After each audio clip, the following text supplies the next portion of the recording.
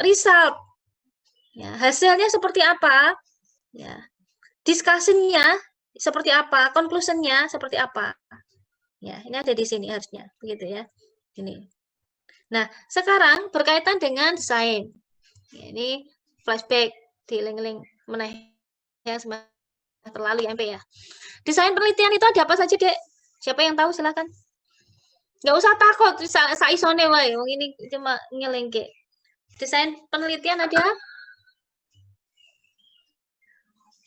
Halo? Rendika. Ada yang eksperimen dan observasi, Dok.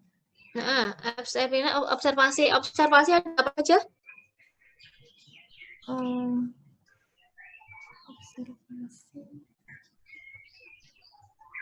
analitik, Analitik, deskriptif, deskriptif. Oke. Yang observasional, analitik. Atau kamu sebutkan juga deskriptif juga boleh. Yang deskriptif apa, yang analitik apa, masih ingat?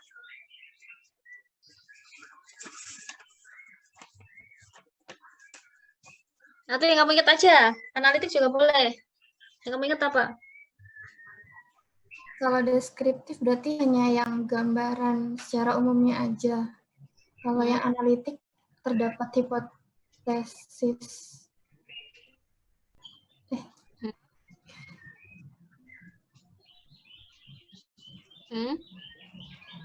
Terus? Ayo udah lali kabeh wong garek ngeling kayak. Mungkin yang cross sectional cohort dan case gitu, Dok. Oke. Sing observasional ada apa, Dek? Cross sectional, cohort, Case control. case control.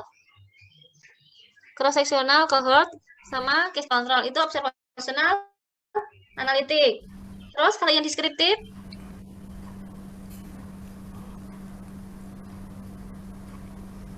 Kali. Ya eksperimen? Kok kali kabeh piye? Prepos, berapa siapa? Eksperimen. Oke, prepos. Eksperimen ada eksperimen apa itu? Murni dan semu, Dok. Oke, eksperimen murni atau disebut Laboratoris. laboratoris. Eksperimen murni dulu. Eksperimen murni itu disebut true eksperimen, kan gitu kan? Ya kan? Yang masuk true eksperimen apa, Dek?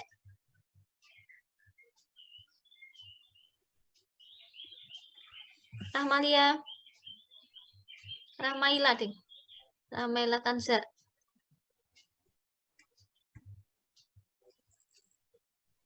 Ayo lah kok macet kabeh.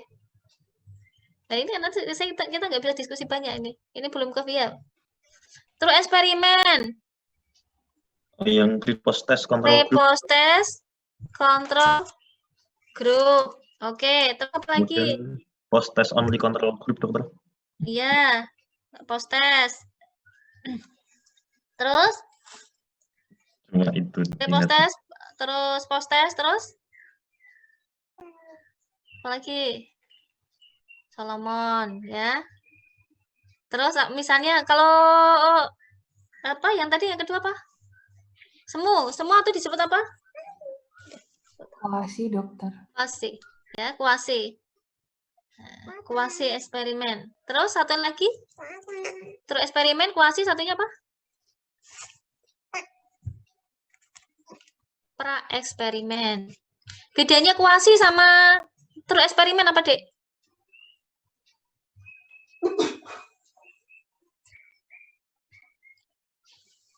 Ayo.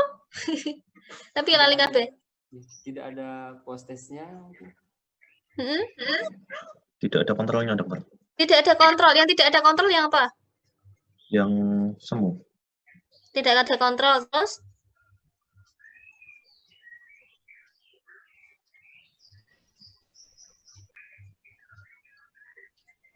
Terus? Kalau yang kuasi tidak ada randomisasi, Bu. Nah, makanya tidak ada random apa tidak ada kontrol? Tidak ada randomisasi. Tidak ada random. Nek murni berarti ada random terus ada random ada Kontrol. Ada kontrol. kontrol. Ya. Nek semu Tidak ada random, tidak ada kontrol. lah nek pra Bukan. Tidak ada random, ada kontrol. loh. Lah berarti tingkatannya pra karo kuasi dhuwur ndi? Nah, Pra eksperimen karo kuasi dhuwur ndi tingkatannya? Tinggian mana? kuasi. Kuasi berarti kalau yang tidak ada semuanya tadi di mana? Pra eksperimen. Nah, iya kan? Nggak ada kontrol, nggak ada random, itu di pra. Kuasi, ya tidak ada random, ada kontrol. Kalau di murni ya ada semuanya, ya. Maka tingkatnya paling tinggi adalah pra eksperimen, ya. Pra eksperimen, contohnya one shot, case study, terus apa lagi? Langsung. Ora bareng bocah meneh ya. One group, pretest, post test. Ya, udah statistik, group comparison dan lain sebagainya. Ayo dileng-leng, Dek. Ya. Saya sebenarnya mau tanya banyak, bukan apa-apa, maksudnya biar Anda ingat. Nanti bisa jadi ditanyakan loh. Ya di metodologi kan isinya itu. Ya, ini. Nah, baik, coba biar kamu waktunya terbatas ya. Ya, saya agak cepat aja. Nanti saya akan kembali lagi ke sini. Cek. Coba saya tak buka ke ben kami nak. Moga-moga ada di sini ya. Kemarin saya habis ngisi webinar judulnya desain penelitian.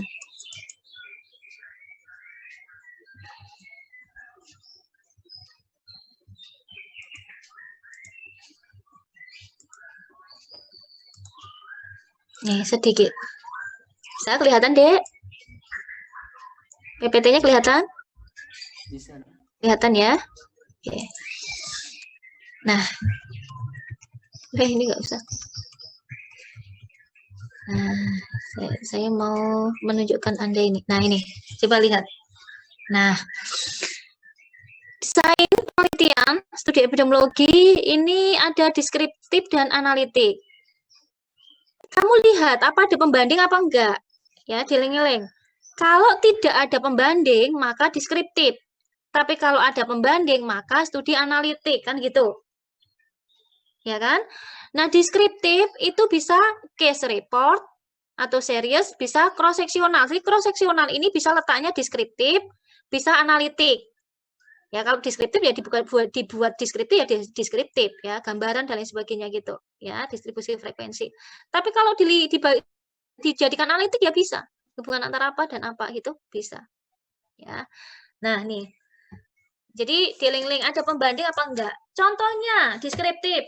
Bisa studi kasus, ya, case report tadi, desain penelitian survei, gitu ya. Ini. Ya, jadi perlu apa namanya Anda perhatikan. Misalnya dilihat dari prevalensi, distribusi penyakit, gitu ya. Ini kamu bisa melihatnya dari deskriptif. Nah, yang kedua analitik. Analitik bisa apakah memberikan intervensi tadi paparan atau tidak. Kalau itu memberikan paparan atau intervensi, itu eksperimen. Tapi kalau tidak, berarti observasional. Ya, dieling-eling lagi. Observasional itu kan bisa, observasional analitik, ada cross-seksional. Ya, diukur dalam satu waktu yang sama. Itu cross-seksional. Kemudian dari case control. Namanya case control. Case control itu kata kuncinya, ada penyakit, kepaparan, penyakit C terus kepaparan. Nah, kalau cohort ya, itu paparan ke penyakit. Misalnya cohort bom Hiroshima Nagasaki, gitu kan, dirunut ke depan oh terjadi kanker kulit. Ya. Nah, kemudian kalau penyakit HIV ke belakang, itu kenapa kok dia HIV? Oh, dia dari apa namanya hubungan free sex, oh dari jarum suntik, oh dari ini ke belakang. Oh, karena ini ternyata. Itu bedanya, ya. Walaupun di sini juga ada prospektif sama ya retroplastik, retro maupun prospektif, ya. Retrospektif maupun prospektif. Nanti baca lagi. Ya, ini bedanya kohort sama case control. Nah, kemudian kalau eksperimen itu ada intervensi tadi, ya, alokasi random ke dalam kelompok studi. Ya, tadi itu ada true, pra, kemudian kuasi gitu ya. Kalau tidak berarti tidak di random berarti kuasi. Di random true atau RCT. Yang paling lemah tadi pra, tapi nggak ditulis ya. Ada satu lagi pra. Nah, ini yang perlu Anda cermati. Lah nanti kamu mau cari artikel yang seperti apa? Ya, itu ya. Jadi jeling-jeling, itu deskriptif, analitik. Itu kalau pembanding berarti ini, nggak ada pembanding berarti ini. Oh, kalau ada intervensi berarti eksperimen, kalau nggak ada berarti observasional analitik. Kalau random berarti kalau yang eksperimen itu random berarti RCT, tidak berarti kuasi. Kemudian observasi analitik itu ada cross seksional, case control dan cohort. Nah, baik, nanti baca lagi, saya keluarkan dulu. Ya. Nah, ini cuma mengingatkan Anda saja nih. Saya akan kembali ke sini.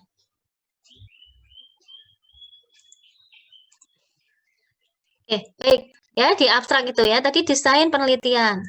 Nah, kemudian teknik sampling, ini sekalian tak ingatkan. Teknik sampling ada apa saja, Dek? Siapa yang bisa, silakan. Nggak perlu takut, dong. Nanti kalau lupa ya dibuka lagi, itu aja. Teknik sampling, yuk. Siapa yang mau mencoba? Ini masuk sah kira ya. 17 nggak ada yang mau mencoba. Silakan. Nggak apa-apa, jangan takut salah. Yudit? Oke, baik. Probability sama non-probability. Ya. Artinya probability apa, Dek? Probability adalah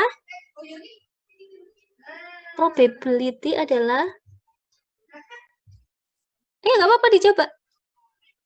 Mungkin kalau yang probability itu setiap anggota populasinya itu memiliki hak yang sama buat jadi sampelnya.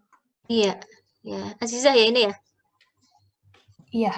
Oke, ya. Probability sampling yaitu salah satu teknik pengambilan sampel tadi hampir sama disampaikan oleh Azizah ya, yang memberikan peluang ya yang sama bagi setiap unsur atau anggota populasi untuk apa? Untuk dipilih menjadi sampel. Itu probability. Ya, nah sekarang probability sampling ini terbagi atas apa, Dek?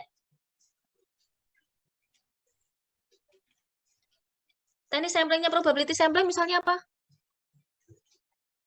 Simple random sampling, terus Iya. cluster, terus Proportionate sama disproportionate. proportionate random, terus stratified random. Nah, saya tanya, yang paling gampang sederhana. Simple random sampling itu yang seperti apa, Dek? Secara acak. Contohnya, misalnya saya ini anggota teman-temanmu ini 100, saya cuma mau ngambil 50. Bagaimana caranya? Dengan simple random.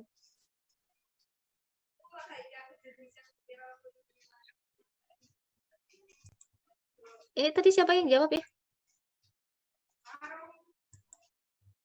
Halo? Atau semua boleh? Simple random. Ya, gimana caranya? Yang simple random sampling bisa jadi diberi nomor gitu semua pasiennya, terus nanti dipilih secara acak dari nomor 1 sampai 50 seperti itu. Iya, berarti yang saya nomori, karena saya tadi punya nama-nama teman-temanmu itu 100, yang saya nomori berapa? 1 Lima- sampai 50 sampai 1 sampai 100. 1 sampai 100, lalu dipilih 50. Oke, ya. Simpel kan? 1 sampai 100. Kalau 1 sampai 50 ya bukan random namanya kan gitu. Ya kan? Nah, kan 100 kita hanya setelah dihitung besar sampelnya cuma butuh 50 misalnya. Ya. Itu dengan kocokan diambil. Jadi, Naufal bisa saja jadi sampel, Azizah bisa saja jadi sampel, Akbar bisa saja jadi sampel, gitu kan? Devan juga bisa. Semuanya mendapat peluang untuk jadi sampel. Beda dengan diambil saja. Pilih Naufal, sing ganteng, pilih Akbar, sing ganteng. Pilih Azizah, ayo kudu ngireng, misalnya. Ya beda. Nah, ini berarti bukan random. Nah, oke, nanti baca lagi ya keterangannya semuanya tadi. Ada proporsionet, random. Ya, itu yang seperti apa? Oke. Ya. Proporsi unit random sampling selalu sesuai dengan proporsinya. Ya, itu yang seperti apa? Misalnya nanti kamu ke desa begitu ya. Itu kamu pakai proporsionet. Ya. Desa 1 RW itu bisa jadikan RT-nya jumlahnya beda-beda, ya kan? 1 RW ada 9 RT. 1 RT kakaknya ada beda. RT 1, RT 2, RT 3, ya kan? Ya, hitungannya kan sesuai dengan proporsinya. Nah, nanti lihat rumus besar sampelnya. Hitungannya akhirnya dapatnya jadinya berapa. Ya. Oke, kalau non probability misalnya. Probability misalnya. Apa, Dek? Ya, agak cepat sebisanya. Kuota sampling, Dok. Kuota sampling. Oke. Ya. Terus apa lagi? Systematic sampling, Dokter. Terus Consecutive sampling, Dok. consecutive sampling, ya. Consecutive sampling itu non probability yang paling bagus adalah consecutive sampling. Kita tahu consecutive sampling itu? Diambilnya berdasarkan kriteria dan waktu tertentu, Dokter. Betul ya. Jadi memang kriteria inklusi eksklusinya digunakan, tetapi sesuai dengan kriteria waktu. Kalau misalnya kamu ambil bulan ini, sampelmu ketemu jumlahnya mestinya 30, ya. Karena kasusnya kasus HIV, kemudian ibu hamil agak sulit. Dapatnya baru 15, kamu mesti mundur. Bukan 15 ya sudahlah, nggak cuma 15 gitu, tapi mundur sampai waktunya terpenuhi. Ya, sebulan, 2 bulan, nah kamu dapatnya sampai terpenuhi jumlah sampelmu itu. Itu ya. Oke. Ya, nanti masing-masing kamu coba cari purposive, snowball. Kalau purposive itu yang kayak apa tuh, Dek? Devan? Gimana, Bu? Kalau purposive sampling?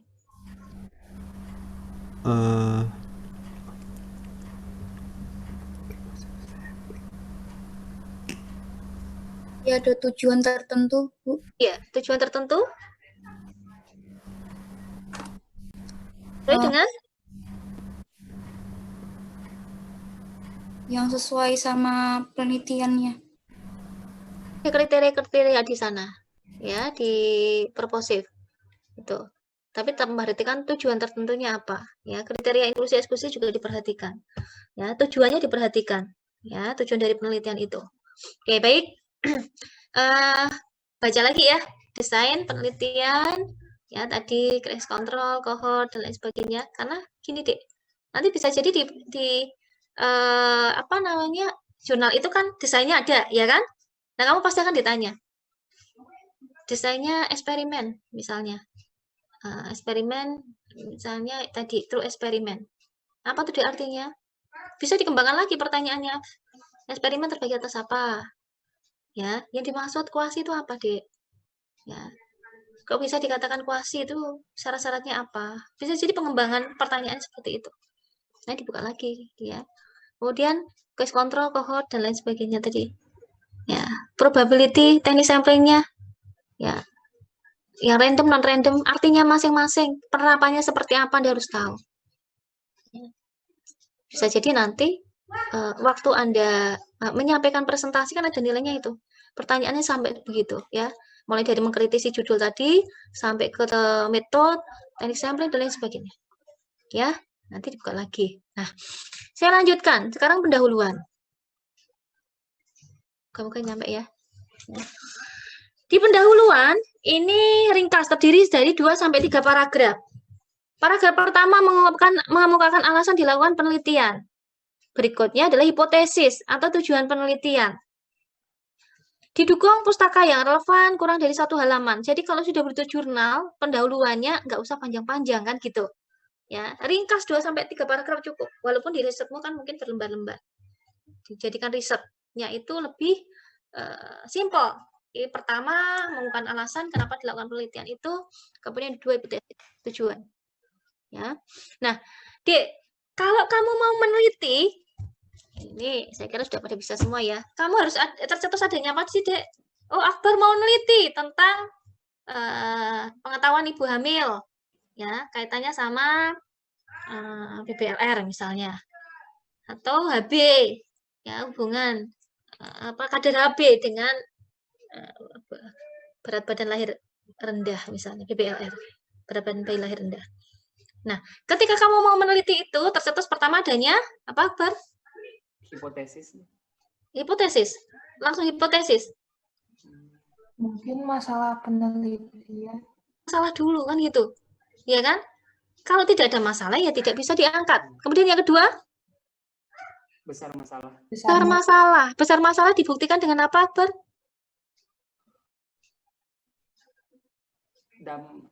Dampak dari masalah yang ditimbulkan. Kalau kemarin kamu kan sudah melewati ujian nih, KTI.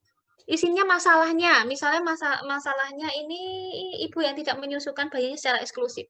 Besar masalah di kamu itu isi apa? Mungkin berat badan anak gara-gara nggak dikasih MPASI. Terus isinya apa di besar masalah? Apa dia? Kalau tadi pertama masalah, besar masalah itu isinya apa? Persentase mungkin dokter yang mengalami. Apa? Persentase bukan dok? Ya berarti apa itu namanya? Persentase itu namanya apa? Kuantitas. Hah? Kuantitas. Kuantitas itu berarti apa? Jumlah. Jumlah itu berarti apa? Numerik.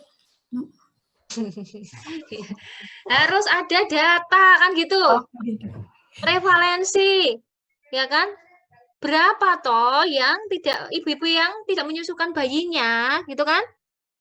Yang tidak memberikan secara ASI eksklusif, yang dikasih dengan susu formula itu berapa jumlahnya? Dari besar sampai kecil, dari deduktif sampai luas sampai sempit, induktif. Apakah ASI eksklusif ini atau AKI-AKB misalnya itu masih jadi masalah dunia internasional? Kalau iya, datanya di WHO berapa? Negara mana yang kejadian seperti itu? Berapa angkanya? Lebih sempit di mana di Indonesia? Berapa angkanya? Di Indonesia di mana? Di Jakarta, di Kalimantan, di Jawa Tengah, berapa angkanya? Itu besar masalah. Sampai yang diteliti diri Puskesmas Penggaran, berapa angkanya? Itu besar masalah. Data. Ya. Kok lali KB ini kan kirim baleni, ya kan? Nah, waktu kamu presentasi ujian itu loh kan gitu tuh. Kemudian setelah itu ketiga apa? Ada apa? Ketiga ada apa, Dek? Besar masalah. Agak keras. Rumusan masalah. Rumusan masalah. Masalah, besar masalah yang ketiga apa? Kronologis. Kronologis itu isinya apa? Perkembangan apa? Perkembangan dari penelitian sebelumnya sampai yang terakhir gitu. Riset sebelumnya itu kronologis. Dan yang keempat adalah upaya penyelesaian. Ya, Jolali, iya kan? Masalah, besar masalah, kronologis dan upaya penyelesaian. Di pendahuluan kayak gitu itu ada apa enggak? Ya, alasan dilakukan penelitian kan itu. Mesti ada masalahnya apa, datanya ada enggak, gitu kan? Riset sebelumnya yang mendukung penelitian itu apa, sehingga penelitian itu perlu diangkat. Kan gitu kan, Dek? Nah, jangan lupa. Nah, ini. Maka nanti kalau saya tanya misalnya, Akbar, kenapa kok peneliti ini kira-kira meneliti tentang itu? Kenapa peneliti, sebenarnya kan ini saya tujukan ke peneliti. Tapi kan saya tahu Anda ketika Anda bisa analisis ya. Kenapa orang meneliti itu harus ada masalah dulu. Lah ini kamu lari, masalahnya apa? Riset itu. Gitu kan? Ada tidak? Nggak ada, Bu. Ya sudah, kan saya cuma nyuruh ngeritisi, ya kan? Tapi Anda tahu sebenarnya masalahnya apa ini kok diangkat. Paham? Ya, ini. Oke. Kemudian besar masalahnya ada tidak? Kalau cuma ASI eksklusi satu tok ibu-ibu ya apa bisa diangkat? Kan gitu. Ya kan? Padahal tadi dari deduktif sampai induktif, dari luas sampai sempit. Ya, AKB masih jadi masalah internasional. Masih tinggi angka kematian ibu. Tidak hanya di Indonesia. Lah datanya mana? Ada di situ. Itu ya. Oke. Nah, sekarang di metode. Metode desain. Ini perhatikan di metode ini tinggal nanti nyupli ya. Untuk ya. Desainnya tadi, case control, cohort, cross seksional. Ini ada di sini. Nah, kemudian tempat dan waktu penelitiannya di mana? Kemudian populasi terjangkau dan populasi target. Apa bedanya populasi target dan populasi terjangkau, Dek? Siapa yang bisa? Maksudnya bisa semua ini wong wis melewati KTI yo. Ya kan? Apa lali? Wis udah suwe, udah agak lama, Bu. Ya nanti dibaca lagi. Ya, silakan. Nur Aini Rahmawati. Kalau untuk populasi target itu berarti yang mau diteliti gitu, dokter. Jadi lebih sudah lebih terperinci. Oke, kalau populasi target itu lebih terperinci. Kalau terjangkau? Kalau terjangkau berarti yang dicari misalkan kayak yang memiliki penyakit TB seperti itu. Kalau misalkan yang targetnya itu yang di rumah sakit mana gitu. Kalau Fauzi? Ahmad Fauzi? Gitu dokter, kalau misalnya populasi Wajahmu agak kelihatan, biasanya lihat kamu. Oh ini tuh namanya Fauzi. Fauzi Badilah. Ya. Oke, gimana Fauzi? kalau populasi target itu sebagai hasil penelitiannya itu nanti diterapkan dokter ke populasinya tersebut. Itu yang target? Yang target dokter. Kalau yang terjangkau itu populasinya itu yang dibuat sampel untuk penelitiannya dokter. Oke, nah kalau terjangkau itu dibatasi dengan apa dia? Tempat dan waktu. Tempat dan Waktu. Kalau target? Klinis dan demografi. Nah, ya. Populasi terjangkau adalah populasi target yang dibatasi tempat dan waktu. Terjangkau itu sebenarnya target yang dibatasi tempat dan waktu. Tempatnya di mana dan kapan. Kalau populasi target itu yang menjadi target dari penelitian itu dibatasi oleh bisa penyakit, bisa demografi. Demografi terutama. Nah, kenapa ini saya tanyakan? Nanti pasti di situ ada kolom di mana kamu harus menjelaskan sama dengan ini, populasi targetnya itu di penelitian ini siapa, kan gitu. Populasi terjangkaunya itu siapa, kan kamu harus tahu dulu artinya. Punyanya ini bisa jadi beda dengan Fauzi. Bisa juga beda dengan Dwinda. Tergantung apa lah judulnya kan gitu. Judulnya kan beda-beda ini artikelnya, jurnalnya. Tapi ketika Anda tahu bedanya populasi terjangkau dan target, maka nggak ada masalah. Kamu tinggal masukkan aja. Itu ya. Oke. Kemudian, kriteria inklusi eksklusi apa bedanya?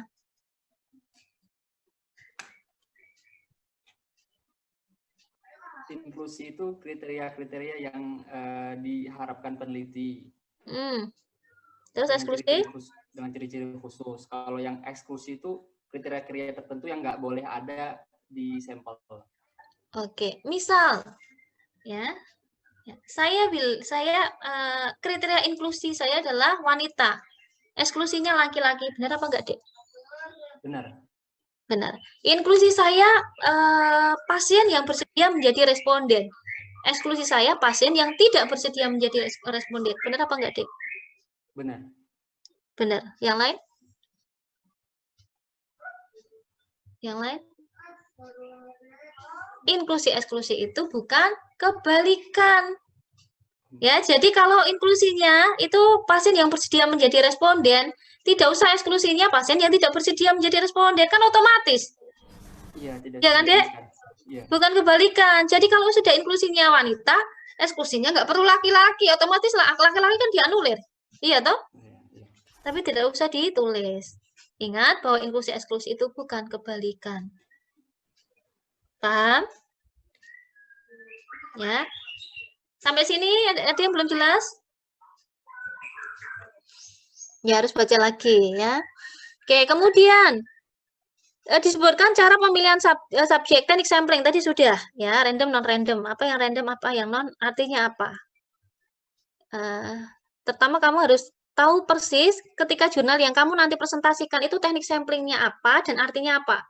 Selain pasti akan dikembangkan oleh pembimbing Anda pertanyaan yang macam-macam. Ya, nih maka harus Anda kuasai. Teknik sampling ada apa tadi? Oh ini ya artinya apa? Pelajari. Kemudian disebutkan perkiraan besar sampel. Besar sampel untuk eksperimen, misalnya, oh ini menurut WHO masing-masing kelompok 5. Oh tapi beda lagi dengan Lemso. Oh ini caranya begini, yang observasional begini. Lihat coba. Sehingga kamu bisa menentukan apakah besar sampel di penelitian yang kamu kritisi itu benar cara ngitungnya. Walaupun tidak semuanya ada besar sampelnya ditulis. Tapi sampelnya biasanya ada, tapi rumus besar sampelnya maaf. Itu yang kadang nggak ada. Tapi besar sampelnya berapa biasanya ada. Kalau misalnya pun ada rumus besar sampelnya, berarti bisa Anda kritisi. Rumusnya benar apa? Ya. Kemudian observasi, pengukuran, serta intervensi. Ya, dirinci apa enggak? Kemudian ditulis bila teknik pengukurannya tidak dirinci. Ya. Tergantung ya variabelnya. Tergantung intervensinya mau apa. Dilakukan secara tersamar atau tidak. Blind atau tidak. Single blind atau double blind. Blind itu apa tadi? Buta. Buta. Berarti artinya? Tidak terlihat. Tidak terlihat. Artinya? Tidak tahu. Tidak tahu apa yang tidak tahu? Peneliti mungkin atau yang diteliti. Dia tidak ya. tahu kalau sedang diteliti atau tidak tahu obat yang diberikan. Oke, ya itu blind. Ya tinggal single blind, double blind. Ya itu ya. Kemudian dilakukan uji kehandalan, pengukuran apa tidak. Nah, nanti mau dibuka lagi nih DMMP-nya ya. Ke definisi istilah, variabel penting dikemukakan. Mana variabel bebasnya, mana variabel terikatnya. Ya. Bedanya variabel bebas dan terikat itu apa, Dek? Variabel bebas itu yang mempengaruhi variabel terikat. Ya, yang mempengaruhi. Kalau terikat berarti? Yang dipengaruhi. Pengaruhi. Mempengaruhi, dipengaruhi. Ya. Oke. Kemudian kita lihat lagi ethical clearance ada enggak? Ethical clearance itu apa? Etik. Kemarin kan kamu ada ethical clearance-nya enggak di penelitianmu? Ada. Nah, berarti ethical clearance apa? Sudah sesuai kode etik atau? Nah, berarti?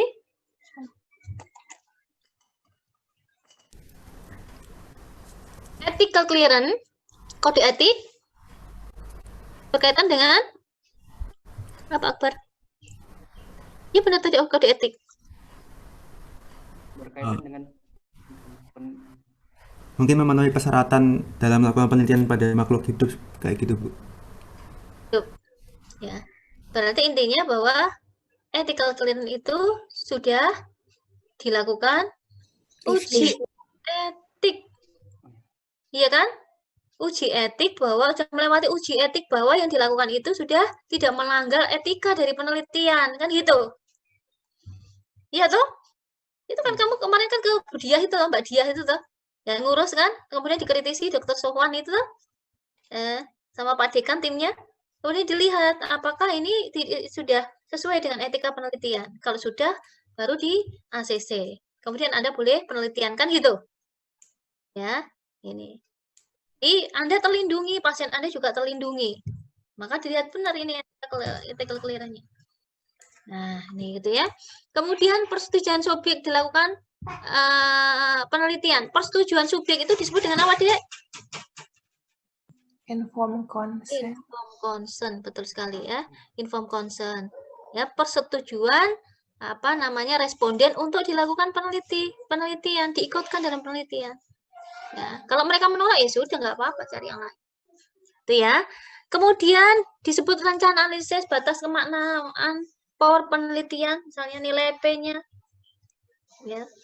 Nah, kemudian disebutkan program komputer yang dipakai apa. Sekali lagi tidak semuanya ada loh ya, Dek. Anda hanya mengkritisi saja. Ya. Tetapi kalau ditanya paham letaknya di mana, gitu. Kemudian karakteristik subjek penelitian. Ada karakteristik subjek di sana. Karakteristik itu apa tuh, Dek? Ciri-ciri Misalnya laki-laki yang dimas laki-laki umur 18 sampai 20 tahun. Mempunyai Terus? penyakit hipertensi. Ya. Terus Tinggal di daerah Genu. ya, karakteristik. Karakteristik itu ya pendidikannya apa, pekerjaannya apa, gitu. Laki-laki apa perempuan, penghasilannya berapa, karakteristik. Biasanya tabel karakteristik itu di awal pertama. Ya, sesuai dengan sampelnya itu siapa sih gitu. Kemudian dilakukan uji hipotesis apa enggak. Ya, untuk kesetaraan praintervensi. Disebutkan jumlah subjeknya berapa. Ya, ada yang drop out apa tidak? Tikusnya mati apa ora? Ini di situ. Nah, kalau misalnya mati, berapa yang mati? Kenapa kok mati? Nanti kalau Anda ditanya begitu, Anda bisa jawab. Sarannya Anda jawab, ya Anda harus kuasai jurnal itu. Kan tujuannya tadi mau mengkritisi jurnal, ya kan? Anda mau gunakan untuk evidence-based medicine. Untuk menangani kasus-kasus kesehatan, kan gitu. Ya kan? Maka Anda harus lihat bahwa layak rujuk apa enggak tuh sebenarnya artikel ini, jurnal ini. Bisa saya adopt apa enggak? Dan isinya sekarang genah kabeh kayak gini kan mulai dari tadi kan kita sudah mulai kelihatan ya itu. Ya, judulnya rak jelas, isinya rak jelas, metodenya rak benar, ya sudah. Enggak usah diambil, cari yang lain. Ini. Kemudian ketepatan numerik dinyatakan dengan benar apa enggak? Ya. Ya, ini pakai numerik atau kategorik. Data numerik itu apa tadi? Oh iya, masuk numerik itu berarti apa? Yang kategorik apa? Skalanya? Kalau kategorik? Ali. Itu yang paling kategorik? Yang nominal sama nominal dan ordinal. Nek numerik? Rasio. Rasio sama Interval. Ya. Ya. Kategorik nominal ordinal, interval rasio sama numerik rasio sama Interval. Ya. Oke, baik. Ya. Nanti yang interval itu yang kayak apa, rasio itu kayak apa, nominal itu apa, tahu ya? Ya. Ya, saya sebenarnya mau tak kupas satu-satu, tapi waktunya pasti nggak nyampe. Ini tinggal setengah jam. Ya, kita belum ke VIA. Buka lagi, coba. Ya. Nominal, laki-laki, perempuan. Apa sih artinya nominal? Nanti buka. Apa sih artinya rasio? Ya. Kadar HB itu maksudnya apa? Apa rasio? Data interval. Ya, skala datanya kan, iya kan? Hubungan antara kadar HB dengan apa berat badan lahir rendah. Ya, sampelnya pada ibu hamil, bla bla bla gitu. Misalnya, kadar HB ya. Adalah kemudian skalanya apa? Kalau kadar, itu Anda jadi ngerti. Oke, misalnya begitu ya. Kemudian penulisan tabel dilakukan dengan tepat. Tabel saja yang paling standar. Nulis tabel itu kudunya garisnya itu, Dek. Kalau nulis tabel garisnya harus apa? Novianda, Novianta ya, Fauzi. Jadilah Fauzi. Harus lurus, dokter. Terus lurus itu yang gimana? Yang gini apa yang gini? Yang horizontal atau vertikal? Garis kok direken gitu ya. Tapi Anda harus tahu loh ini. Ya, garis itu ternyata nggak garis salah itu ya orang sama bujur nanti. Garisnya harus vertikal atau horizontal ya? Horizontal. Total, dokter. Horizontal itu tidur atau berdiri? Tidur. Tidur.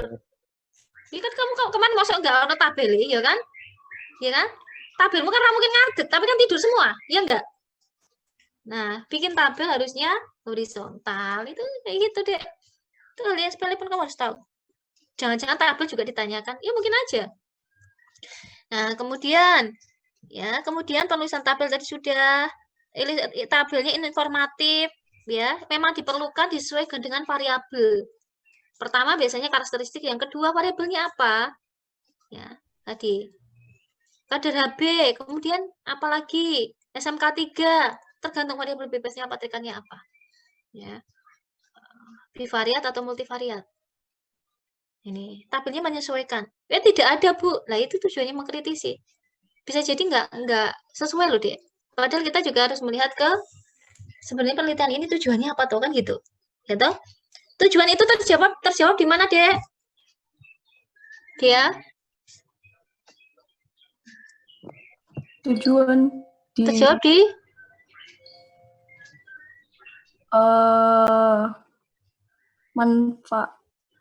tujuan terjawab di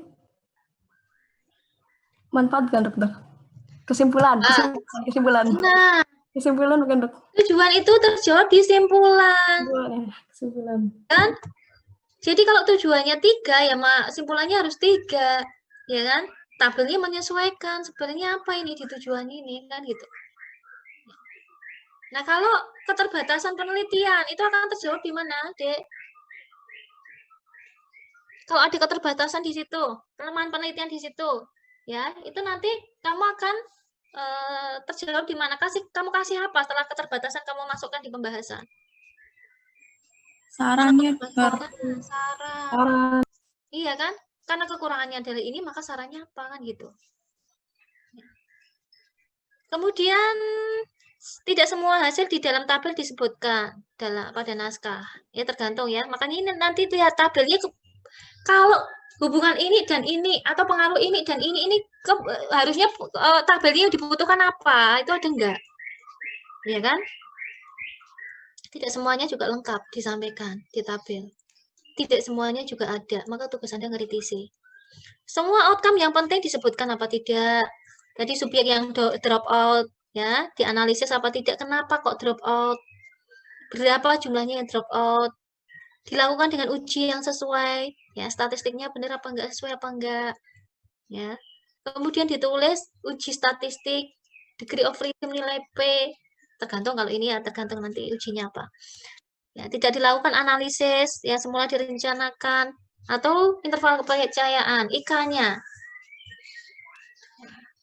Oh, IK-nya melewati angka 1 atau tidak? Ya. Oh, R-nya sekian, kemudian IK-nya sekian. Ya. Nah, ini kira-kira kalau kayak gitu apa namanya, artinya apa? Ya. Apakah ada faktor risiko apa enggak? Ya. Kalau OR itu untuk apa tuh, Dek? OR itu apa? Cross-seksional, case control, cohort? Cross-seksional. Cross-seksional. Seksional? Kalau case control? RR. Case control, dok. OR case control. Iya, makanya nggak pernah kebalik-balik, Bi. OR untuk apa? Case control.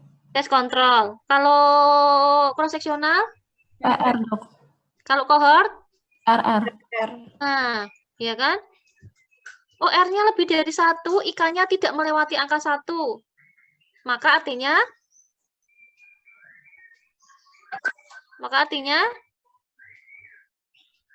merupakan faktor risiko. Enggak meneh, ya? Ya. Oke, tidak melewati angka 1 itu maksudnya apa ya? Nah, kau jarang ngerti. Ya, coba nanti dilihat. Oke. Nah, kemudian dari hasil tidak disertakan itu ada komentar apa enggak, pendapat apa enggak. Kemudian ditulis. Diskusi semua hal yang relevan dibahas. Dek, nanti setelah saya siapa, Dek? Bu Siti Akbar. tahu, Mas. Bu Siti jam? Jam 1. 1 ya. Oke. Baik. Nanti kan nanti agak molor sedikit karena tadi kan saya masuknya molor ya karena waktu saya masuk masih kuliah. Oke. Kemudian diskusi. Semua hal yang relevan dibahas. Yang relevan. Maka tujuannya apa? Ya. Kalau analisis setelah dianalisis jadi dibahas. Dibahas dengan apa? Dibahas dengan riset sebelumnya kan gitu. Ya, dengan teori-teori. Tidak sering diulang, dimukakan hasilnya diulang, muter-muter baik. Kemudian dibahas keterbatasan penelitian. Penelitian bisa jadi nggak sempurna, ada saja kekurangannya. Tidak perlu diulangi. Ya, tetapi dibahas keterbatasannya ya di pembahasan. Nah, setelah itu dikasihkan juga di saran kaitannya sama keterbatasan tadi. Ya. Nih. Ada pengaruh, tidak ada pengaruh. Apakah kalau tidak ada pengaruh berarti gagal? Kemudian harus ulangi lagi Akbar penelitian itu? Pengaruh lendir belut terhadap penyembuhan luka, ternyata nggak ada pengaruh. Nah, terus? Golek welut liyane ngono? Penelitian ulang atau bagaimana? Nggak perlu penelitian ulang, emang hasilnya. Iya, solusinya berarti diapain? Untuk penelitian lebih lanjut nanti diberikan saran. Iya, selain saran, hanya saran saja, ternyata nggak ada pengaruh, nggak ada hubungan penelitian itu. Maka harus dibahas. Ya, di pembahasan. Kenapa kok nggak ada pengaruh dengan riset sebelumnya? Ada pengaruh pun tetap harus dibahas, gitu kan ya. Tetapi kalau eksperimen nggak ada pengaruhnya, itu kan bisa jadi nggak menarik kan gitu. Pengaruh lendir belut terhadap penyembuhan luka. Orang ada pengaruh ya, wes ora usah golek welut kan gitu. Demen ngamis-ngamisi kan gitu kan. Iya kan? Tapi kalau ada pengaruhnya jadi menarik. Oh ya ternyata lendir belut kok iso dadi mareke lukai kenapa toh kan gitu. Ada kandungan apa? Kan jadi tergeliti gitu. Teman saya S3 meneliti biofilm lalat itu untuk antibiotik. Lah kok iso? Ada yang meneliti lagi bahwa rokok itu merupakan faktor risiko dari kanker rektum, kanker paru mah biasa kan gitu. Lah kok iso kok kene tibone tekan ngisor kan gitu. Iya toh? Nah, kan harus dibaca supaya ngerti pathway-nya. Nah, ini. Nah, supaya itu ada pengaruh dan maka sesuai dengan harapan peneliti, hindari bias. Ya, bias pengukuran, bias pengambilan sampel, kan gitu. Kan bisa jadi apa yang terjadi hasil labnya bisa jadi yang melakukan lab keliru. Petugas labnya jika darahnya lisis, mungkin nggak? Mungkin. Bisa jadi sudah nggak lisis dibaca dokternya salah caranya moco. Mungkin nggak? Mungkin. Iya kan? Nah, atau waktu ngiris hasilnya kanker tapi ngirisnya ini kurang pas. Hasilnya negatif. Padahal sediaan pertama cara ngirisnya sudah salah duluan. Hasilnya negatif padahal positif. Mungkin nggak? Mungkin. Nah, maka tadi harus dikendalikan bias-biasnya itu. Nah, kalau semuanya sudah dikendalikan, semuanya biasnya, tapi ternyata atau variabel confoundingnya bisa dikendalikan, tetap saja nggak ada pengaruh, nggak ada hubungan, ya sudah kan gitu. Iya kan? Ini, ya sudah nggak ada masalah, tinggal dibahas saja. Tapi tadi saya katakan jangan-jangan kenapa nggak ada pengaruh, karena waktu penelitiannya yang kurang tepat, ada bias di sana. Nah, itu loh. Nah, ini ya. Oke. Aduh, Dek, waktu ini cepat ya. Paham ya sampai sini ya? Nah, ini ya, keterbatasan penyimpangan protokol, dampak ada nggak penyimpangan protokolnya di penelitian itu? Dihubungkan dengan pertanyaan penelitian juga ya. Rumusan masalahnya. Dibahas hubungan hasil dengan teori tadi. Saya katakan hubungan hasil dengan teori terdahulu. Ada pengaruh ya dibahas dengan teori penelitian terdahulu, tidak pun apalagi. Ya memang agak lebih berat ketika kok nggak ada pengaruhnya, nggak ada hubungannya. Ya. Nanti riset yang pro dan kontra itu masukkan ke situ, tapi masih mengacu ke yang dibicarakan. Dibahas hubungan hasil dengan praktek klinis. Nah, dan enggak efek samping, terutama obat. Nah, kemudian disebutkan hasil tambahan selama observasi dan dianalisis secara statistik. Simpulan tadi, ada nggak simpulan menjawab dari tujuan? Jangan sampai lupa, tujuannya A kok simpulannya B, ya nggak ada. Nah, simpulan didasarkan pada data penelitian. Kemudian sahih, bisa digeneralisasikan. Ya. Bisa digeneralisasikan itu artinya apa tuh, Dek? Bisa digunakan untuk lingkup yang lebih luas. Ya, populasi yang lebih luas. Maka sebaiknya di random kan gitu. Ya kan? Supaya penelitian yang Anda lakukan di Rumah Sakit Sultan Agung ini juga bisa diterapkan juga di Rumah Sakit Telogorejo, diterapkan di Elizabeth, diterapkan di Karyadi kan gitu.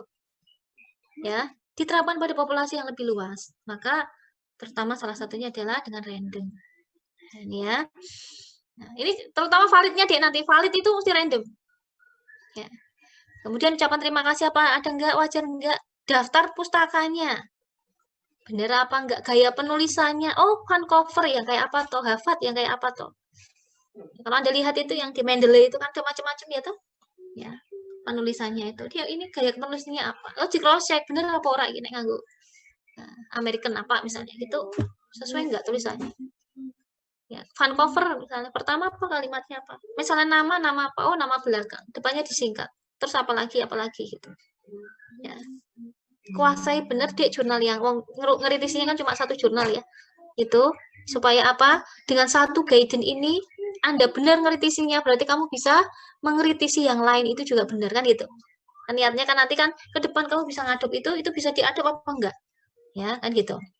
Nah, kemudian ini ya kesesuaian citasi pada naskah, daftar pustaka sesuai apa enggak, lain-lain. Bahasa, ejaan itu enak enggak. Nah, sekarang kita ke VIA. Ya. Sebelum ke VIA, saya stop share, saya kembali lagi ke sini.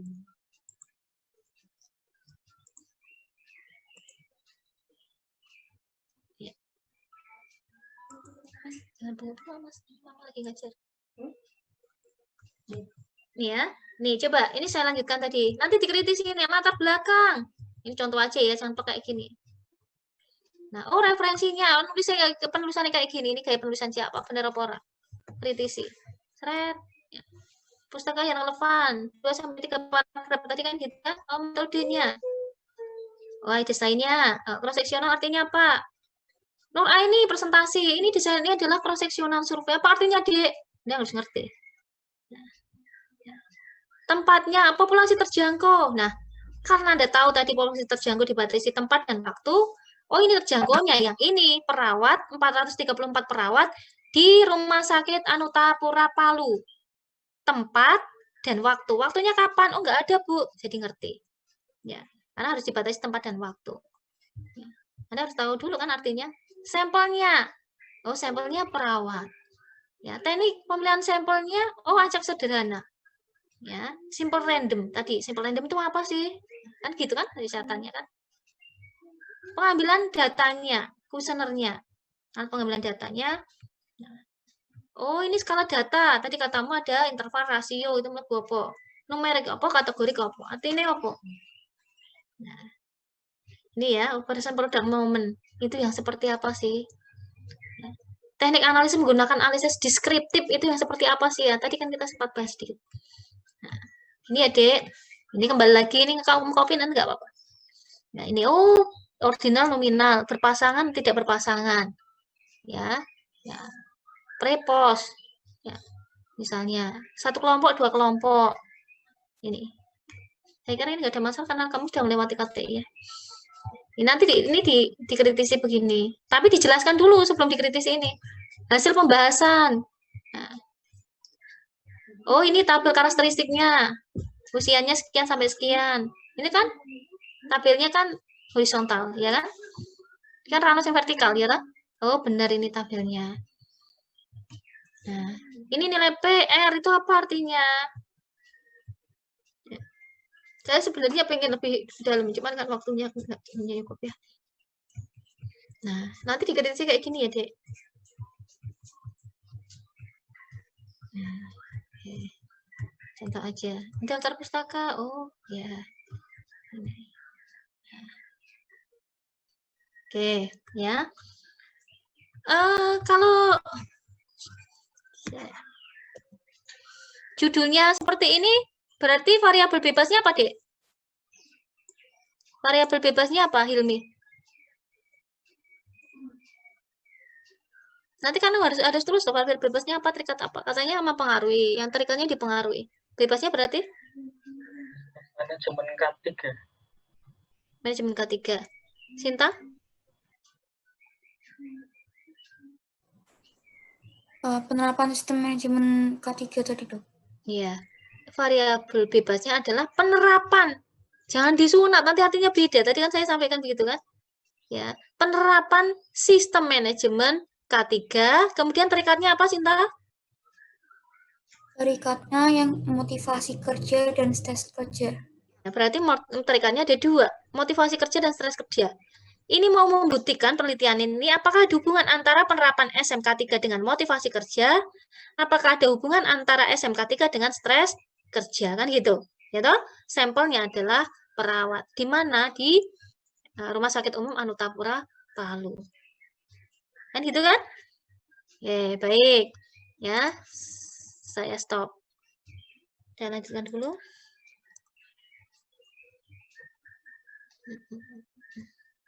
Oke. Lanjut ya, Dek. Sampai sini kalau ada pertanyaan silahkan, boleh ditanyakan. Nah, sekarang deskripsi umum. Anda mulai ke VIA. VIA itu tinggal ngedon case saja tadi ya. Ngedon case saja dari metode terutama. Desain apa yang digunakan? Kan tadi udah ada, ya kan? Oh, cross sectional, Bu. Oh, case control, Bu. Cohort. Bu, kenapa kok cohort? Nah, tadi paparan dulu baru penyakit. Ya kan? Nah, misalnya, oh paparan Hiroshima Nagasaki, baru dilihat oh ada penyakit kanker kulit ternyata. Cohort. Nah, kemudian bagaimana populasi target terjangkau? Tadi Anda sudah tahu artinya. Sampelnya siapa? Bagaimana cara pemilihan sampel? Random, non-random.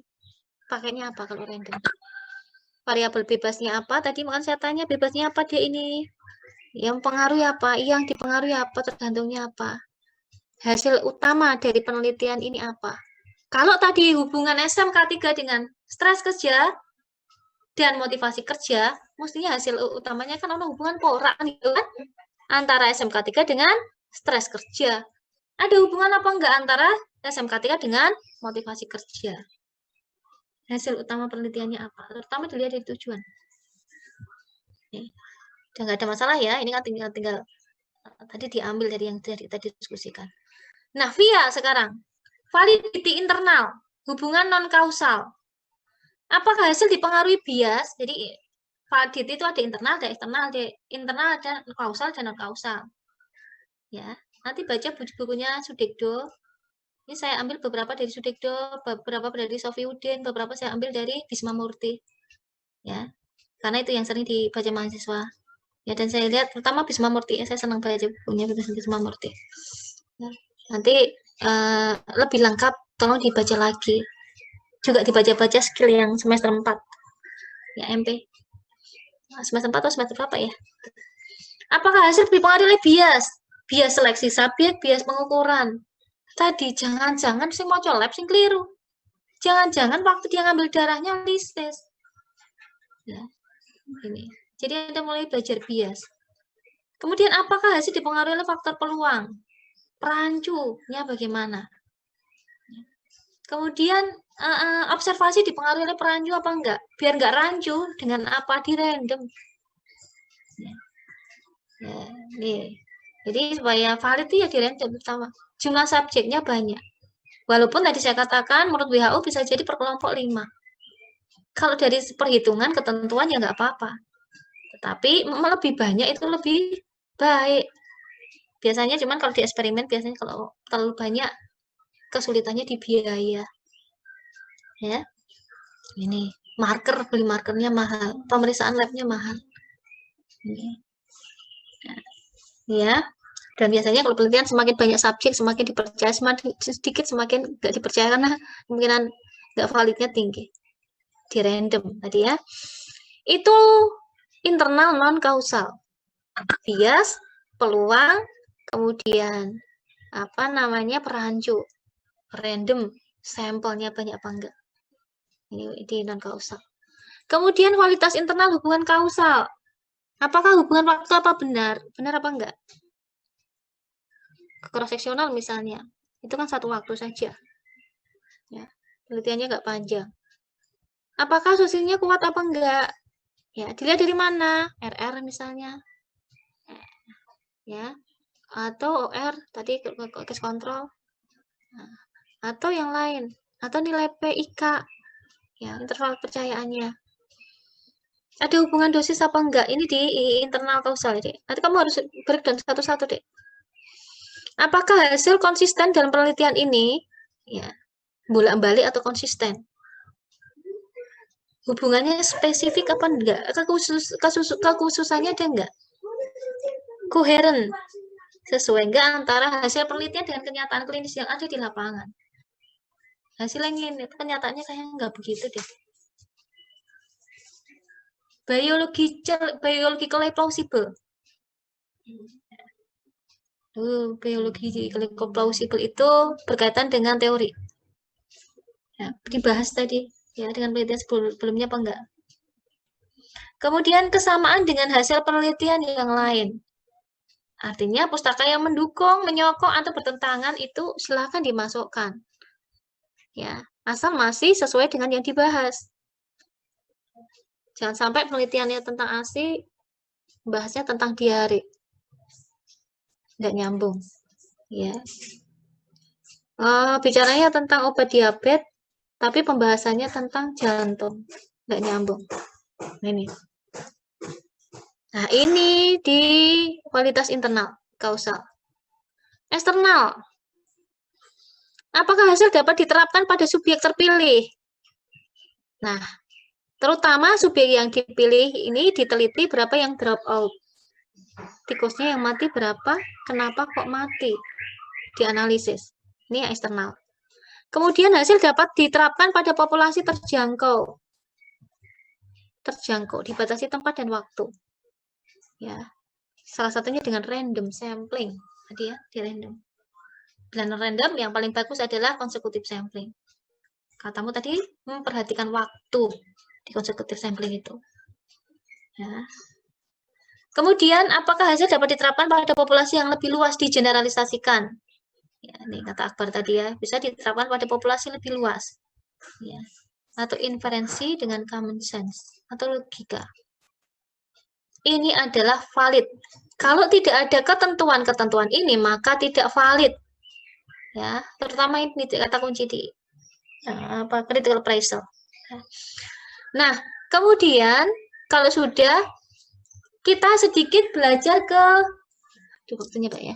Penelitian terapi. Ya, ini secara umum tadi ya, Dek. Apakah hasil penelitian merupakan hal yang penting? Tingkat kepentingan hasil penelitian dinilai dengan statistik dan secara klinis.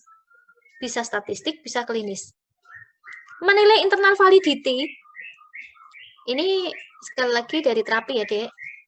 Apakah kelompok perlakuan dan kelompok kontrol terwakili atau representatif? Jadi kalau kamu pakai eksperimen, kebetulan yang kamu teliti obat tadi. Terapi pembanding, comparison. Ya, intervensinya ada obat ini dan ini. Kamu harus menggunakan ini nih. Apakah pemilihan subjek dilakukan secara random? Valid tadi kan random kan? Apa kedua kelompok tersebut sama sebanding? Ya. Jadi kelompok perlakuan dan kontrol itu sebanding, punya karakteristik yang sama. Apakah kedua kelompok mendapat perlakuan yang sama di luar perlakuan eksperimen yang dibandingkan? Sama-sama dia dikasih treatmentnya yang beda. Apakah keseluruhan subjek yang ikut dalam penelitian dihitung hingga penelitian dan dilaporkan keberadaannya? Jadi tadi ya, dihitung mulai dari awal, drop out itu berapa gitu. Kenapa kok drop out itu dari awal sampai akhir dihitung. Kemudian apakah pengukuran akurat? Apakah menggunakan single blind, double blind? Baik subjek dan investigatornya tidak mengetahui treatment yang diberikan kepada tiap subjek.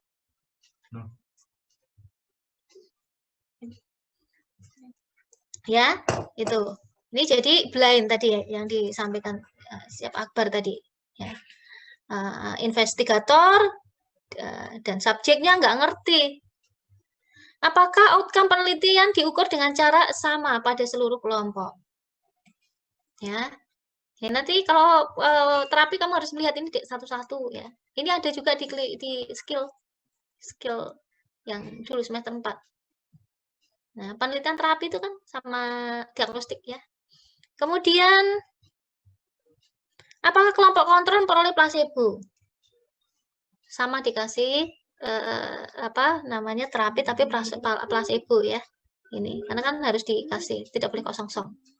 Nah, kemudian apakah hasilnya karena faktor peluang? Statistik memberikan manfaat kepada kita untuk menghitung peluang, nilai P, ya, untuk menguji hipotesis dan interval kepercayaan untuk estimasi. Ya, ini nilai P misalnya untuk mengetahui faktor peluang. Ya, saya kira Anda sudah nggak asing lagi ya. Ini misal nilai P-nya hasilnya 0,03, kurang dari 0,05. Ini contoh aja ya, Dik. Maka probability yang dipengaruhi oleh faktor peluang sangat kecil, yakni kurang dari 5%. Kan 0,03. Selebihnya 97% karena faktor pemberian perlakuan. Hasil ini kita sebut dengan signifikan secara statistik. Nah, IK, tadi nilai P, terus interval kepercayaan, ya, confidence interval, nilai rentang, ya. Tadi melewati angka 1 apa enggak? OR-nya lebih dari 1, IK-nya melewati angka 1 artinya apa? Dibaca lagi supaya nanti di tabel kamu bisa artinya itu apa kalau misalnya tadi seperti itu. Ya. Faktor risiko dari apa? Lah yang diteliti apa? Tidak hanya faktor risiko begitu, tapi faktor risiko apa? Itu bunyi. Karena kalau statistik itu sebenarnya menghantarkan saja itu supaya hasilnya itu bisa bunyi, kalimatnya itu bisa bunyi. Apakah faktor risiko bahwa pencoplos rokok itu kanker itu adalah rokok? Apakah faktor risiko bahwa ngerokok itu bisa jadi CA kolom tadi? Ya. Nah. Oke, itu ya. Important relative risk RR dan risk prevalence RP. Nah, ini yang dibahas ya. Kelompok perlakuan dibagi risiko outcome pada kelompok kontrol. Artinya menjelaskan seberapa kali suatu kejadian akan muncul pada kelompok treatment jika dibanding kelompok kontrol. Ini important. Tadi valid ya, Dek. Kalau obat sekali lagi. RR1 berarti tidak ada beda pada dua kelompok. Sama dengan 1. Kurang dari 1 mengurangi risiko terjadinya kasus. Lebih dari 1 tadi misalnya meningkatkan risiko terjadinya kasus, merupakan faktor risiko. RR lebih dari 1, RR kohor ya bisa, OR lebih dari 1, RP juga boleh. IK-nya melewati angka 1 artinya apa? RR, nah ini rumusnya. Nah, kalau masih lupa ya diingat-ingat. A, rumusnya kan RRA per A plus B, C plus D. A itu apa sih? Subjek dengan faktor risiko yang mengalami efek. Ini efek, ini faktor risiko. Ya, B, ya subjek dengan faktor risiko yang tidak mengalami efek. C, tanpa faktor risiko mengalami efek. Dilihat sama ini nanti kan sudah kebaca. Ya, dan lain sebagainya. Ini rumusnya jadinya ini. Jadi, Anda tahu dulu A-nya artinya apa, B-nya artinya apa, C-nya apa, D, kemudian dimasukkan. Ini sudah ada keterangannya. Nah, ARR, pertama kan kamu tadi nyarinya RR. Kemudian yang kedua ARR. Absolute Risk Reduction. Pengurangan risiko absolut. Risiko outcome pada kelompok kontrol dikurangi outcome pada kelompok perlakuan. Min, dikurangi. ARR 0 berarti tidak ada perbedaan outcome pada kelompok kontrol maupun perlakuan. Artinya apa? Ya pemberian perlakuan tidak menimbulkan pengaruh. Nggak ada pengaruh lendir belut terhadap penyembuhan luka, misalnya. Contohnya AR-nya 0,05. Artinya keuntungan absolut dari pemberian perlakuan 5% dalam mengurangi terjadinya kematian. Ini pun kamu harus bisa bacanya itu. RRR, Relative Risk Reduction. ARR dibagi risiko outcome pada kelompok kontrol atau bisa 1 min RR. RR atas tadi udah ketemu kan, tinggal dikurangi 1 min RR. menunjukkan penurunan jumlah outcome dalam kelompok perlakuan terhadap kelompok kontrol. RRR digunakan untuk melaporkan pengaruh perlakuan.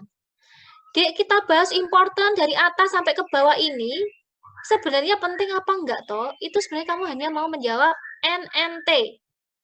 Number need to treat. Masih ingat ya? Nah, number need to treat. Caranya mencari ini kan harus dicari dulu yang atas tadi. Karena rumusnya 1 per ARR. Ya, jadi harus golek ARR-nya dulu. Mulai dari ini kan, runtut gitu. Menunjukkan pasien yang harus diobati agar dapat mencegah satu kasus atau outcome. Maka, jika NNT-nya kecil, maka penelitian itu dianggap penting apa enggak, Devan?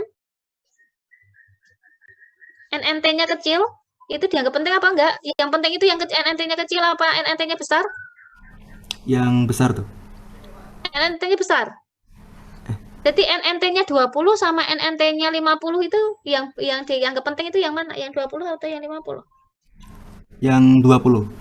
20. Berarti kecil tak ya? Kecil atau besar? Yang kecil. Nah, dileng-leng ya. NNT, number need to treat, menunjukkan pasien yang harus diobati agar dapat mencegah satu kasus. Maka NNT kecil, penelitian dinyatakan penting.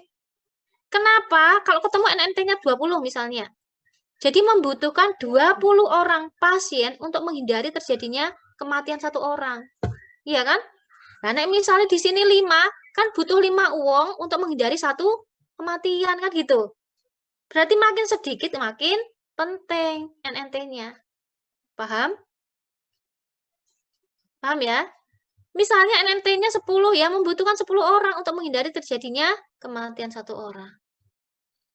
Biasanya maksimal 20 deh.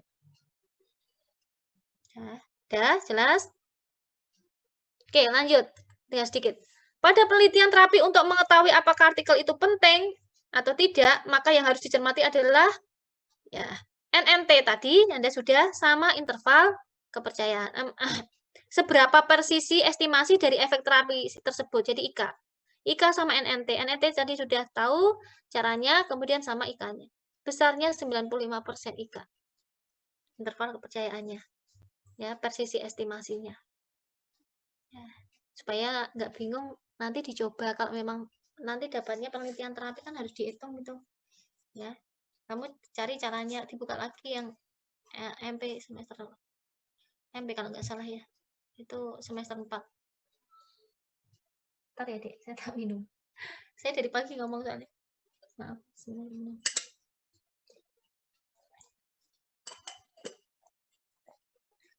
Ini pagi tadi ngajar semester 1. Kolpak Rikom. Nanti jam 1 ngajar lagi semester 5. Nah, serak. Oke, baik. Itu terapi ya. Kalau Anda tidak ada kedapatan terapi ya, enggak sampai begini. Tapi jangan dihindari ya.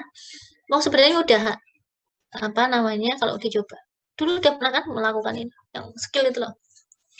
Penelitian critical appraisal, terapi dan diagnostik gitu loh ya. Nah, sekarang penelitian diagnostik. Ya, penelitian diagnostik validity-nya, internal validity-nya, valid apa enggak, dilihat dari mana?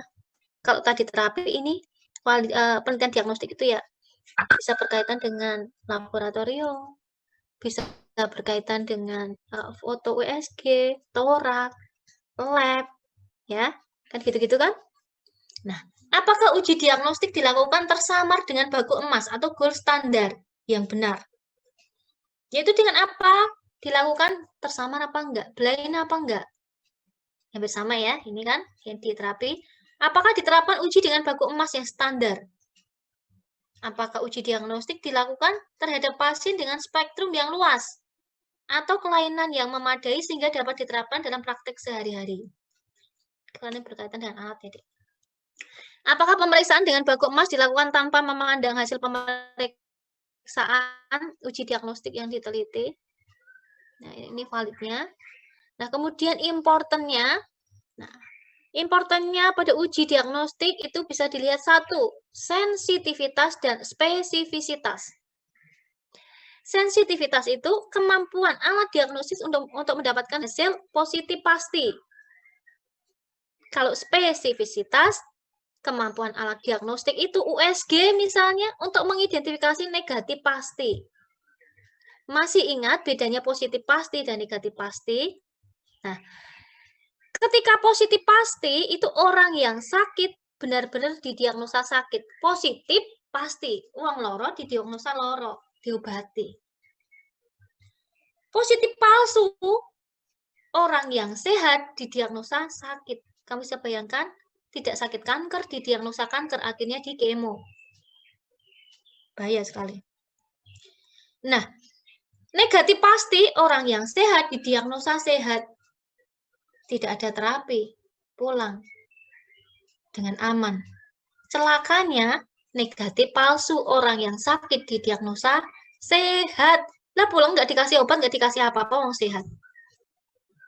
Semakin penyakitnya nyebar, semakin metastasis misalnya, semakin terjadi komplikasi. Kenapa? Lah taunya nggak sakit kok. Ya, jadi positif pasti, positif palsu, negatif pasti, negatif palsu. Nah, ini. Nah, ini sensitivitas dan spesifisitas. Nah, kemudian, Dek. Oke, penelitian yang baik, sensitivitas dan spesifisitasnya 100% alat itu. Tapi jarang. Alat itu juga buatan menungso, gitu ya. Buatan manusia. 80% saja sudah bagus. Ya. Maka mestinya sering dikalibrasi kan gitu ya. Ya. Tensi. Wah, tensinya tinggi, Bu. Bu, Ibu tensinya tinggi, 180/100 di Durmen, kayak obat anti hipertensi, menurunkan tensi.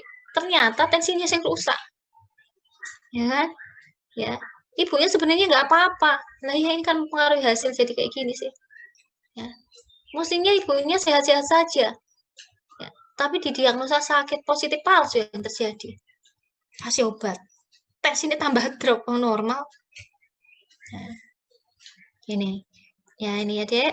Nah, PPV, positive predictive value, probability seorang menderita penyakit bila uji diagnostiknya positif.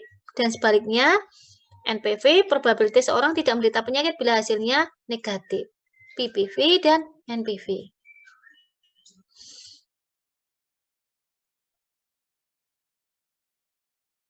Ya, jumlah pasien positif pasti bagi jumlah pasien positif pasti plus jumlah pasien negatif palsu. Kamu harus hitung ini manakala kamu pakai uji diagnostik di important. Jelas ya? Ini kalau yang spesifisitas ya. Ya. Prevalen itu proporsi kasus sakit dalam suatu populasi pada suatu saat kurun waktu. Nah, nilai uji diagnostik tidak hanya tergantung pada sensitivitas dan spesifitas, dan ini prevalen. Ya, jadi angka ya kurun waktu.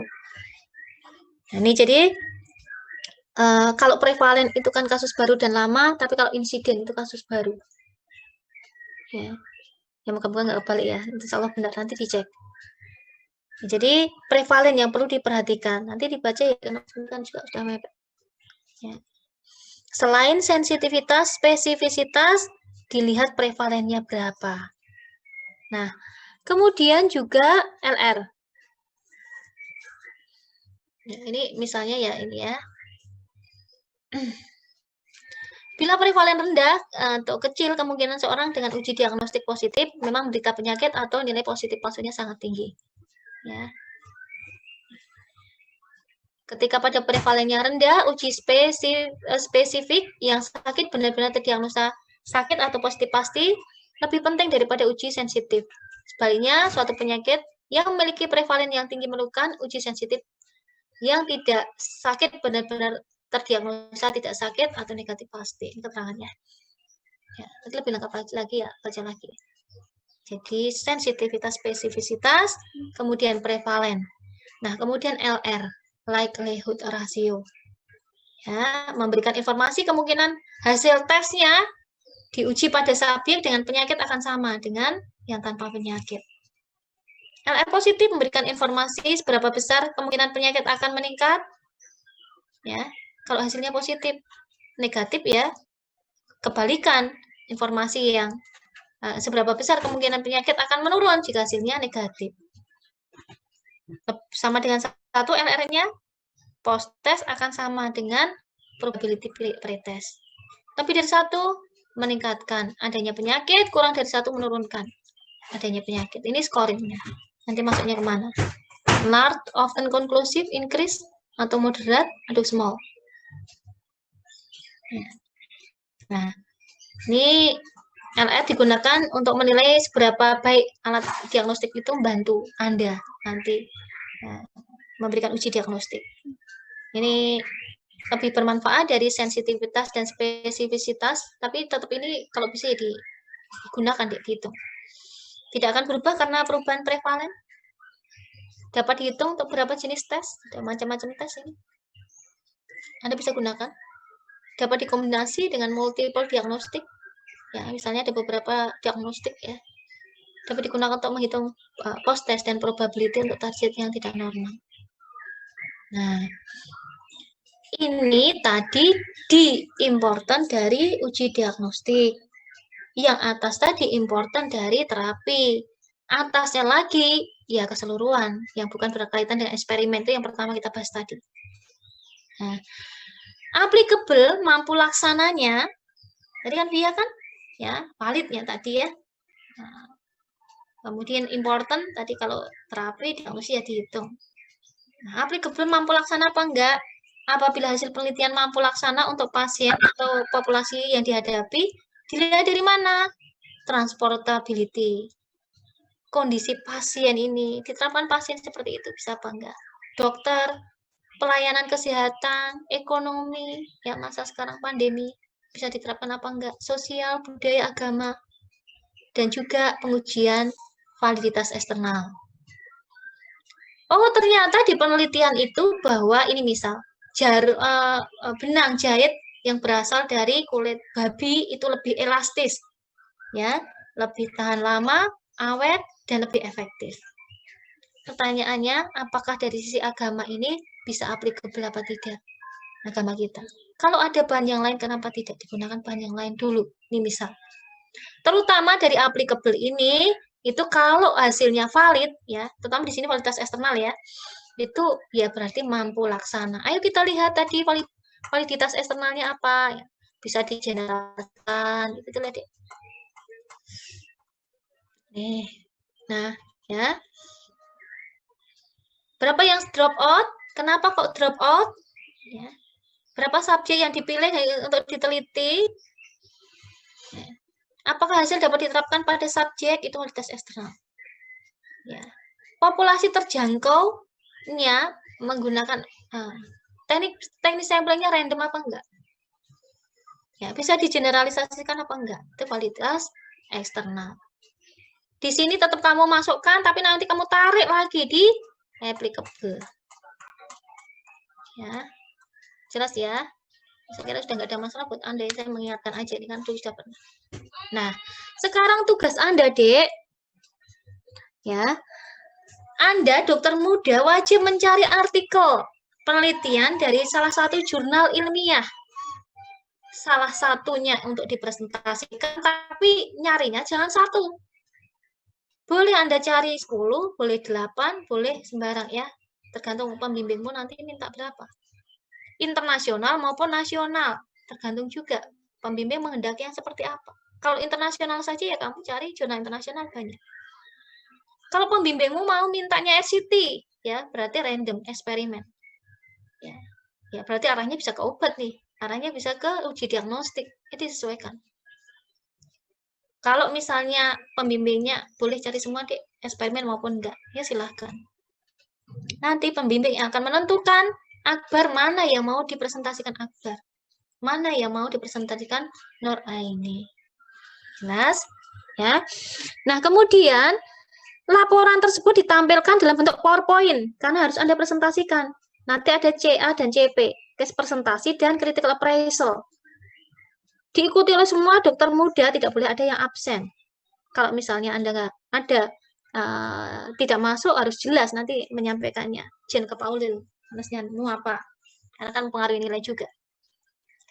Jadwal presentasi menyesuaikan jadwal atau kesepakatan dengan dosen pembimbing. Nanti akan saya tentukan kira-kira kapan Anda presentasi dengan saya atau dosen yang lain. Setiap dokter muda wajib mempresentasikan jurnal di hadapan pembimbing ya, dan mempertanggungjawabkan, artinya kalau ditanya macam-macam ya harus bisa jawab. Kalau nggak bisa jawab, Bu, ya nilaimu akan pengaruh nilai lah, kan gitu. Ya, nanti ada nilainya ya. Nilainya itu kan ada penguasaan metodologi penelitiannya bagaimana. Makanya tadi kan sambil tak pancing-pancing ya, supaya Anda ingat. Kalau lupa ya nanti baca lagi. Kemudian penguasaan jurnalnya bagaimana, behaviormu bagaimana, itu ada nilai. Nanti lihat coba, nilainya kan ada. Pada jurnal reading, dokter muda wajib mempresentasikan dan mempertahankan laporan analisis artikel penelitian tersebut. Ya, tadi bukan PowerPoint, kemudian tidak terangkat. Ya, dan Anda akan ditanya. Jurnal dan hasil kajian jurnal diserahkan pada pembimbing minim sehari sebelum presentasi atau sesuai dengan kesepakatan dosen pembimbing. Ya. Nah, ini jadi tugasmu mulai dari sekarang, setelah dibagi nanti silakan mencari. Nah, ini sedikit. Nah, coba ini mana ya? Nah, kalau mau tanya boleh, Dek, silakan. Kalau mau ada yang ditanyakan. Ini saya ambil artikel dari UGM ya, Risanto. Tapi Anda nanti ini sekedar untuk bahan bacaan aja, Anda bisa nyari sendiri. Yang bagus-bagus silahkan. Ya tadi, yang uji diagnostik, ya ini contohnya pap smear, pemeriksaan gula, tekanan okuler, untuk glukom, pemeriksaan darah feses, mamografi, ini salah satu contoh aja ya, Dek. Nah, kalau nilai kamu dapat artikel ini, ya kamu harus kritisi kayak tadi. Ya, di important. Ini validitas, sensitivitas, spesifisitas, gold standar, maaf, tadi sudah kita bicarakan. Nanti ya, ini Anda boleh saya email semua untuk tambah-tambah. Ini juga sensitivitas, spesifisitas, tadi rumusnya juga sudah saya kasih. Nah, ini contoh aja, Dek. Tinggal kamu masukkan. Tapi cara memasukkan ya harus latihan. Semester 4 buka lagi. Kalau ini kita di sini waktu ini gak nanya Anda. Ya, PPV, NPV tadi kita sudah diskuskan. Ya. Ya. Ini LR juga sudah. Ya. False negatif, false positif. Ini yang diagnostik, ya, yang diagnostik aja. Nah, ini di sini ada contoh-contoh apa namanya? Soal. Nanti coba dibaca dulu. Dibaca dulu. Nah, kalau bingung, kamu lebih gampang baca yang semester 4 itu. Ininya sebagai ini, kalau misalnya nanti kamu dapat ini ya, boleh kamu baca ini. Oh ya, pas saya pakai uji diagnostik. Ini berarti caranya seperti ini. Spesifisitas, sensitivitas dicari, kemudian prevalen, kemudian LR, likelihood ratio. Nah, ini. Itu ya, Dek. Nanti silahkan dibaca sendiri. Oke. Kemudian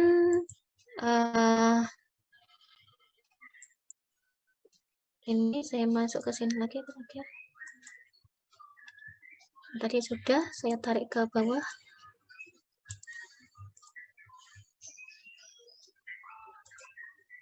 Ini kebetulan bukan yang eksperimen, jadi nanti kalau eksperimen kamu menyesuaikan, Dek. Ini hanya contoh aja biar kamu nulisnya gampang, ya. Tapi ini tidak, tulisan ini belum tentu benar loh, ya. Tapi kerangkanya itu seperti ini. Desain penelitian, cross-seksional. Populasi target, seluruh perawat rumah sakit. Terjangkau, perawat di sini tahun berapa. Sampel, ini sekian perawat. Teknik sampling, random. Simple random. Bebasnya ini, terikatnya ini. Hasil utama penelitiannya ini. Lihat tujuannya, ya. Nah, via, dilihat. Nah, dipengaruhi oleh bias apa enggak? Nanti baca lagi bias ya. Ya, peluang. Kayaknya cuma iya tidak begini. Tapi kan ini kan isinya kan nanti kamu ditanya nih, ya. Kok kamu bisa bilang begini nih kenapa? Ya, bias terbagi atas bias apa? Di sini kan akan dikembangkan begitu. Nah, waktunya benar apa enggak? Kemudian asosiasinya kuat apa enggak? Hubungan dosis, konsisten dan lain sebagainya. Ini ya. Disesuaikan sama form yang saya tulis tadi. Kalau mau dikembangkan sendiri, Bu, tapi saya ada referensi yang lain, boleh. Boleh ya. Asal tidak nyalahi aturan aja. Kalau VIA itu kan ya validity itu apa yang dikritisi, important apa, applicable apa. Dikembangkan sendiri dengan referensi yang jelas boleh. Ya. Oke. Nah, ini tadi ya, apakah biologically plausible, kemudian bersifat spesifik, ada semua kan? Eksternalnya tadi ya, apa diterapkan pada target populasi yang lebih besar, ya, terjangkau, ya bisa digeneralisasikan apa enggak kan gitu kan tadi. Ya. Important, ini kebetulan karena bukan eksperimen, jadi sederhana. Ya, tapi kalau eksperimen yang ikutin tadi. Ya. Kalau non eksperimen Anda juga boleh cari referensi ya, ini important. Ini pengalokasi sampel penelitian dilakukan acak, lengkap apa enggak, ya. Apakah semua sampel kelompok acak dianalisis, lain apa enggak, ya. Dan lain sebagainya. Nah, applicable-nya tadi kan mampu laksana untuk transportability, kondisi pasien, pelayanan kesehatan, sosek, agama, budaya, sama validitas eksternal. Eksternal ditarik lagi deh, ya. Tapi terutama kalau valid biasanya applicable. Ini sih kurang pas nanti di belakang. Ya ini validitasnya tadi eksternal ditarik lagi. Nah, boleh kamu simpulkan sampai kayak gini plus kayak gini boleh enggak? Ya. Ya, ini kurang pas juga. Kalau gini ini enggak valid tapi ini kok applicable. Ya. Biasanya kalau ini valid sini applicable. Ya, boleh sampai ke sini boleh enggak, tapi yang jelas kan via-nya tadi kena. Oke. Nah, satu. Baik. Itu yang bisa saya sampaikan ya. Silakan kalau mau ada yang ditanyakan. Oh, ini izin ya. Maaf saya belum bisa sempat jawab. Iya, silakan tadi yang izin ke kamar mandi ya. Ya. Ada yang mau ditanyakan, Dek? Terkait tugas juga apakah ada yang belum jelas? Dan teman-teman sudah jelas semua? Jelas. Ya, jelas ya. Sampun, Konten sudah jelas atau ada yang ditanyakan, Dek? Sampun jelas. Ya, jelas ya. Ya. Terkait konten, ya Anda harus buka lagi MP. Ya, metodologi penelitian. Ya, itu dibuka lagi, dibaca lagi. Ya. Ini. Jadi karena MP itu kan nanti digunakan seterusnya ya. Jadi jangan sampai hilang tuh kopian-kopiannya. Ya, buku-bukunya juga dibaca lagi. Terserah Anda mau pakai referensi yang mana. Yang paling referensi itu masih bisa digunakan dan terbaru ya. Ya, relevan, masih relevan. Kemudian terkait tugas, nanti begitu sudah dibagi, ya silakan saja Anda cari-cari. Mulai sekarang baca-baca jurnal nggak apa-apa. Ya. Nih, jadi sekarang sudah tahu kan? Oh, ternyata tadi kenapa kok perlu dikritisi jurnal itu? Ya, berkaitan dengan IBM, evidence-based medicine. Apa itu? Ya, ini supaya untuk mengatasi kasus-kasus masalah kesehatan. Berkaitan dengan apa? Ya, bisa terapi, bisa uji diagnostik, bisa uji mengedukasi pasien, gitu kan? Ya. Nah, nanti lebih dalam waktu misalnya dengan saya itu hasilnya apa, Dek, penelitian ini? Secara statistiknya gimana? Oh, ini Bu, ini ada hubungan antara ini dan ini ketika ini statistiknya kamu bilang. Nah, sekarang itu dari sisi statistik. Nah, sebenarnya statistik itu kan hanya menghantarkan bahwa penelitian ini bisa bunyi kan gitu. Nah, sekarang kalau begitu, kenapa kok ternyata ada hubungan antara lender blood dengan penyembuhan luka, Dek? Artinya kamu kan nanti bisa merujuk bahwa, ini contohnya, Dek, lender blood ini ternyata ada apa kok iso dadi marek ke luka. Anda bisa bilang, oh karena ini udah ting gitu. Ya. Dilihatnya di mana ya, di pembahasannya apa yang disampaikan gitu kan di pembahasannya kan dari teori terdahulu kok ono hubungannya antara ini dan ini.